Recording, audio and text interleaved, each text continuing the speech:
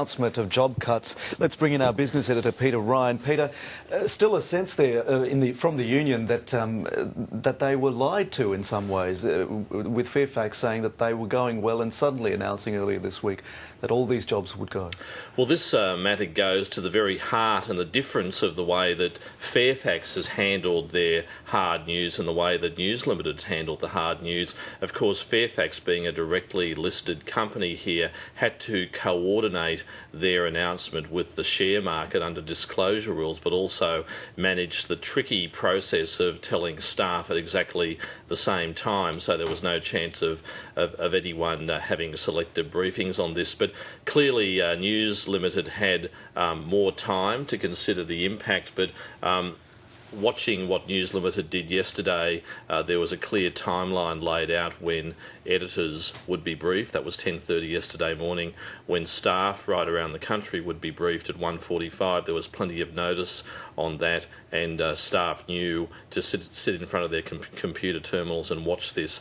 But interestingly, rather than being like Fairfax and announcing 1,900 jobs and printing presses closing in one go, News Limited made the point that there was a process that was going to be taking up to 24 months to have this roll out, and as Dave Oliver said just then, there would be a process of consultation with all stakeholders, including unions. Dave Oliver said that they would be seeking an order from Fair Work Australia to compel negotiations with Fairfax.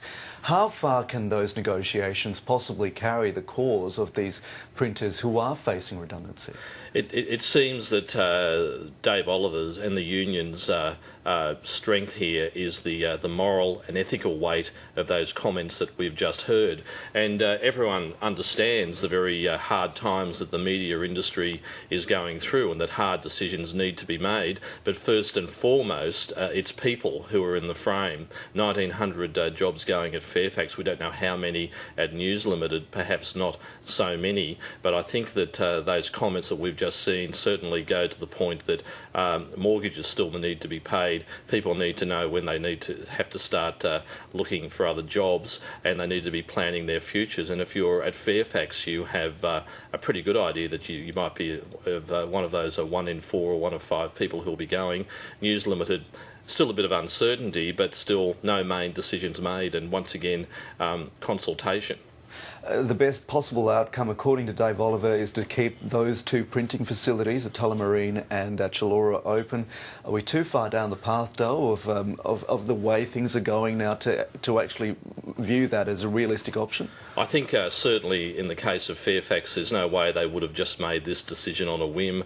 They've done their sums, they've looked at the bottom line, they are staring at the survival and the viability of this company. You don't close printing presses just because you think it might be a good idea. They know that metropolitan newspapers aren't making much money for them, and that unless that they made real changes and substantial changes, the possibility loomed that the Sydney Morning Herald and the Age might be first to close. And we heard that from Fairfax's third biggest investor yesterday, that the point was coming where if that Fairfax strategy doesn't work, those mastheads that have involved so much of the lives of people right across Australia would disappear.